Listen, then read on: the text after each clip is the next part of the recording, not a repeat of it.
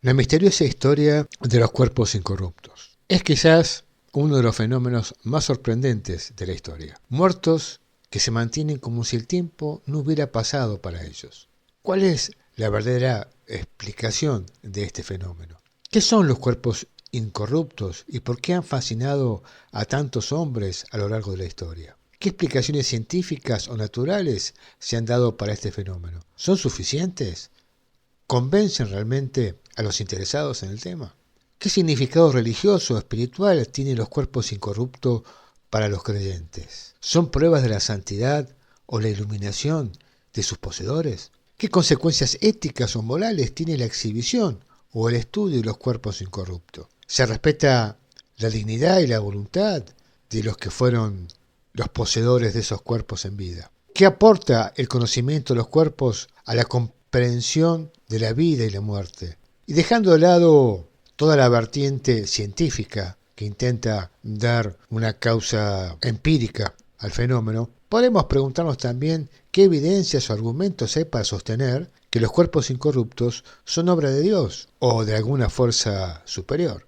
¿Qué relación hay entre los cuerpos incorruptos y los milagros, las apariciones, las profecías o los sectismas que han experimentado algunos de sus poseedores? ¿Qué papel juegan los cuerpos incorruptos en la fe y la devoción de los creyentes? ¿Son fuentes de inspiración, de consuelo, de esperanza o de conversión? ¿Qué desafíos o contradicciones plantean los cuerpos incorruptos a la razón y a la ciencia?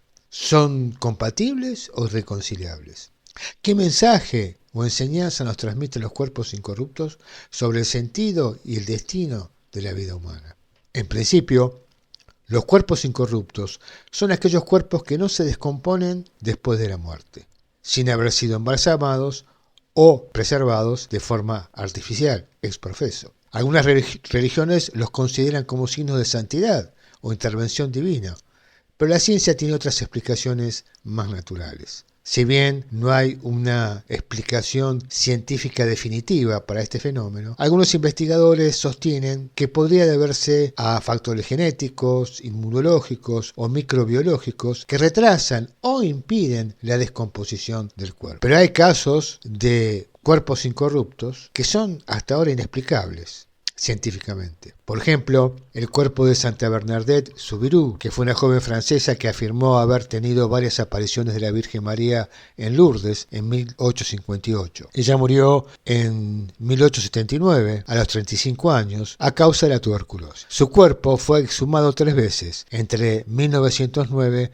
y 1925, y se encontró intacto, con la piel suave y elástica, los músculos firmes y las articulaciones flexibles. Su cuerpo hoy se conserva en una urna de cristal en el convento de Saint-Girald en Nevers. Otro fue San Juan María Vianney, que fue un sacerdote francés que se destacó por su piedad, su caridad y su don de consejo. Murió en 1859 a los 73 años.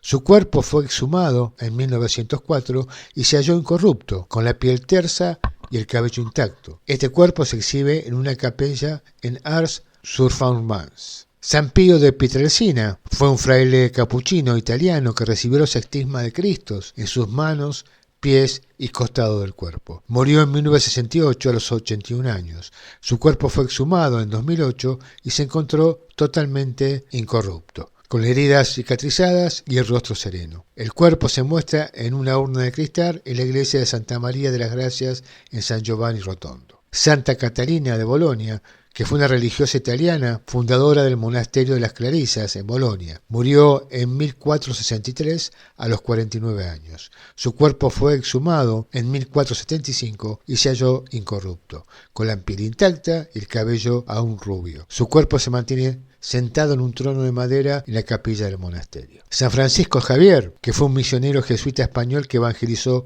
Asia y Oceanía, murió en 1552 a los 46 años en una isla frente a China. Su cuerpo fue trasladado a Goa, India, donde se conserva incorrupto, con la piel morena y el cabello negro, y se expone cada 10 años en la Basílica del Buen Jesús. Estos son solo algunos de los ejemplos de cuerpos incorruptos de santos y beatos que han sido objeto de estudio y veneración por parte de los fieles. Para muchos creyentes, estos cuerpos son testimonios de la gracia divina y la santidad de sus poseedores.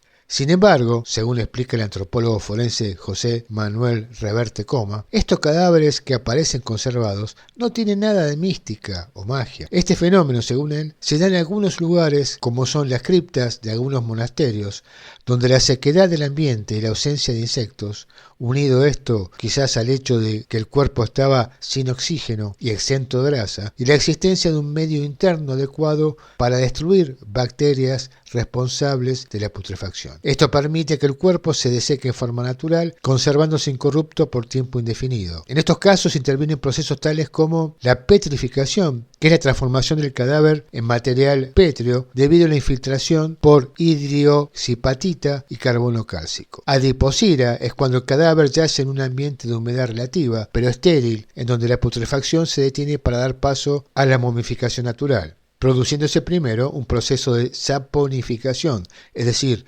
transformación de los tejidos en jabones mediante la grasa. La corifucación, que es un bloqueo de la putrefacción de un cadáver cuando éste es introducido en un ataúd perfectamente sellado, en ausencia de oxígeno, donde es imposible el desarrollo de ciertas bacterias de putrefacción, y los tejidos orgánicos quedan conservados con un aspecto semejante al cuero. Ocurren en los cadáveres que son introducidos en ataúdes de zinc o plomo cerrados herméticamente por soldadura, donde la putrefacción se detiene por carencia de oxígeno. El cadáver corificado se diferencia del momificado en que es más blando y flexible. Y por último, la criopreservación, que por una baja temperatura ambiental, el cuerpo se preserva con pocas variaciones y permite la perfecta conservación del cadáver en cuestión. Según la investigadora María del Carmen Lerma Gómez, desde una perspectiva religiosa, los cuerpos de los santos son cuerpos que por motivos desconocidos no sufren putrefacción y presentan características que los hacen distintos, por los que justamente se los cataloga como santos. Pero también, por el contrario, se los ha catalogado como demonios, lo que da fe de una intervención divina o demoníaca. Desde la visión científica se los explica como cuerpos que han sufrido fenómenos conservadores. Digamos que hay dos vertientes. En un principio la Iglesia sostenía que la no putrefacción de un cadáver podía llegar a tener signos de tipo demoníaco. Ese concepto se fue transformando, como lo vamos a ver enseguida. La incorruptibilidad es clasificada como momificación natural o artificial, pero estos restos presentan características atípicas, nos referimos a los santos, abordadas en el estudio de cuerpos preservados, como son el olor a santidad, quizás provocado por la orina y trementina, la luminiscencia, por la reacción de algunos minerales frente a los gases que desprende el cuerpo. Las primeras referencias y las más antiguas no hablan de un poder divino, como dijimos antes, sino contrariamente a un poder demoníaco, ya que se interpretaba que los cuerpos se resistían a descomponerse en contra a la ley que dice en polvo eres y en polvo te convertirás. Por lo tanto, no podría resucitar para el día del juicio final, porque aún se mantenía, digamos, en el reino de los seres humanos, del humano, no de lo espiritual. Sin embargo, con el paso del tiempo, esta concepción fue modificada, transformada, y se le comenzó a otorgar a estos cuerpos atributos sagrados. Como consecuencia de esta transformación, los cadáveres presentan características que lo diferencian de los demonios y se relacionan con personas que, se cree, vivieron en santidad y en este mismo estado murieron. Al ser exhumados, muestran una actitud pacífica, con el rostro relajado y comúnmente sin excreciones de fluidos corporales de ningún tipo, aunque existen excepciones. No hay signo ninguno de putrefacción en el cuerpo, hechos que lo clasifican como santos. Su ropa y contenedor, es decir, el ataúd o féretro, pueden estar totalmente deshechos, pero el cuerpo se mantiene a pesar de estar en contacto con la tierra directamente. Además de estas características, existen otras más destacables, como el olor a santidad, que es un sutil aroma a flores, principalmente de rosas, la exudación de aceites, emanación de sangre fresca e irradiación de una misteriosa luz brillante. Estos fenómenos, sostiene Lerma Gómez, de alguna manera no han sido explicados satisfactoriamente por la ciencia, pues pueden obedecer a diferentes orígenes. Por ejemplo, el olor a santidad puede ser ocasionado por los aceites con que el cuerpo es ungido como parte de los ritos fúnebres o de la mezcla de trementina, que es uno de estos aceites, con orina que puede expulsar el cuerpo. Por el contrario, los cadáveres incorruptos por designio del demonio tienen un aspecto amenazador, pues excretan sangre con apariencia líquida y no coagulada por diversos orificios corporales, como boca, oídos, nariz, etc. Ojos abiertos o semiabiertos. Exposición de las fauces, es decir, entrando los dientes, por la contracción de los músculos labiales. Su carne aún es elástica y no presenta rigidez. También se dice que del interior de las tumbas que los contienen se escuchan ruidos y gruñidos o golpes recurrentes, y a raíz de estos se le ha dado gran cantidad de nombres, por ejemplo, el de vampiros. El estudio de los cuerpos incorruptos en la actualidad dice que por definición son solo de los santos. Pero ¿qué pasa con aquellos cuerpos bien preservados que no obedecieron a las reglas de la doctrina católica? En diferentes tradiciones religiosas existen cuerpos incorruptos, como las protestantes, judías ortodoxas, musulmanas, budistas y sintoístas. Lerma López dice que aunque al parecer estas doctrinas no tienen por práctica la exhumación ni exhibición de estos cuerpos.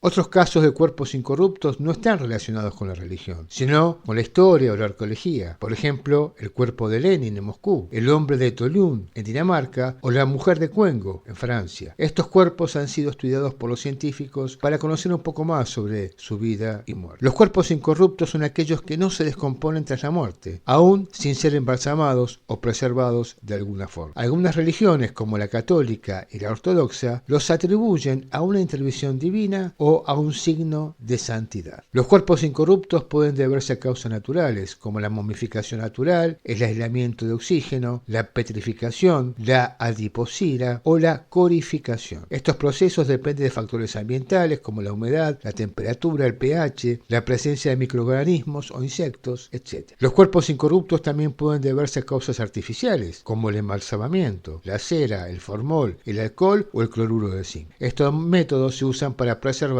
los cadáveres por motivos estéticos, históricos o religiosos. Algunos casos famosos fueron los de Lenin, Eva Perón o Juan XXIII. Los cuerpos incorruptos son un fenómeno muy característico del catolicismo. Por ejemplo, en España existen más de 250 cuerpos incorruptos de santos y beatos que se veneran en santuarios y conventos. En realidad no son una prueba definitiva de santidad ni un milagro reconocido por la Iglesia. Para canonizar a un santo se requieren otros criterios, como las virtudes heroicas, los milagros atribuidos a su intercesión o el culto popular. En definitiva, la incorruptibilidad es solo un signo que puede favorecer el proceso de beatificación o canonización. Bueno, hasta aquí llegamos en este controvertido tema relacionado con los grandes debates de la humanidad, ¿no? Sobre la vida y la muerte. Queda en vos, como siempre, sacar tus propias conclusiones y desde ya te agradezco haberme acompañado hasta aquí. Si te gustó este video, déjame tu like y te agradecería también que puedas suscribirte a este canal para ir ampliándolo y desarrollándolo de a poco. Desde ya muchas gracias y hasta un próximo encuentro.